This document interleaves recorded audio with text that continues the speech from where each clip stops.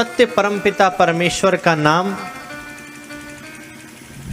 जिसकी ओर हम देखना भी नहीं चाहते।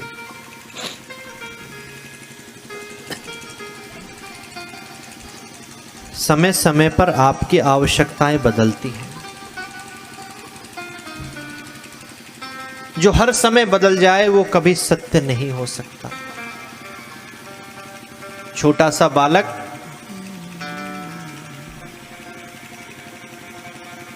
बचपन में 2-4 महीने की आयु में माता के बिना नहीं रह सकता। जैसे ही रोता है, माता दूध पान कराती है, बालक चुप हो जाता है। थोड़ा सा बड़ा होता है, उसे कोई नया खिलौना दिख जाए तो माता की गोद में से तुरंत कूदकर भागता है उस खिलौने की ओर। तरुण होता है, जवान होता है, न वो माता अच्छी लगती है, न वो खिलौना अच्छा लगता है। क्या अच्छा लगता है? नोटों की गड्डी अच्छी लगती है।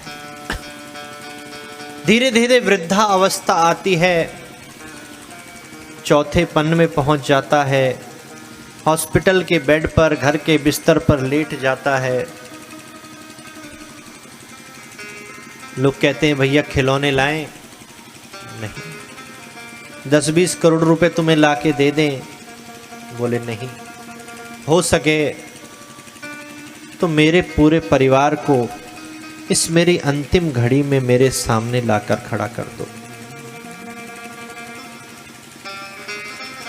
बचपन में जो बालक माता पिता के बिना एक पल नहीं रह सकता था, वो आज अपनी अंतिम घड़ी में अपने बालकों के बिना एक पल नहीं रह पा रहा है। समय समय पर आवश्यकता बदली, समय समय पर जीव बदले, समय समय पर संबंध बदले, तो यह कभी सत्य नहीं हो सकता। फिर सत्य क्या है? वो परमपिता परमेश्वर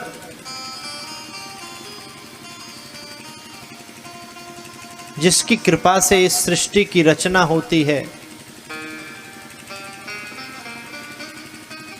जिसके मुस्कुराते ही इस सृष्टि का सृजन होता है, हम सबका लालन पालन होता है, इस जीवन की सुंदर व्यवस्था होती है,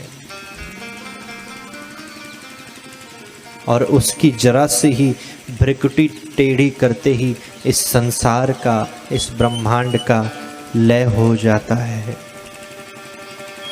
सुखदेव जी भी उत्तर दे रहे हैं। असली सुखदेव जी यहाँ पर आप सभी के माध्यम से मिश्रा जी ने कल बताया कि इनकी आयु भी बहुत ज़्यादा वर्ष है, लगभग 30 वर्ष से ज़्यादा की आयु है। कई कथाएं भी ये सुन चुके हैं। तो मैंने कहा हमारा सौभाग्य होगा कि ऐसे सुख को हम कथा श्रवण कराएंगे। तो इस भाव को आज ही मन से निकाल दें कि यह संसार सत्य है, ये रिश्तेदार, नात बात, ये सब सत्य है। समय समय पर जो चीज़ बदलती रहे वह कभी सत्य नहीं हो सकती। सत्य तो बस वही है जिस परमपिता परमेश्वर की कृपा से हमें जन्म मिला और मृत्यु के बाद भी हमें उसी के धाम पर जाना है, और उसी की कृपा से ये सुंदर परिवार मिला, सुंदर जीवन मिला, सुंदर सारी व्यवस्थाएं चल रही हैं।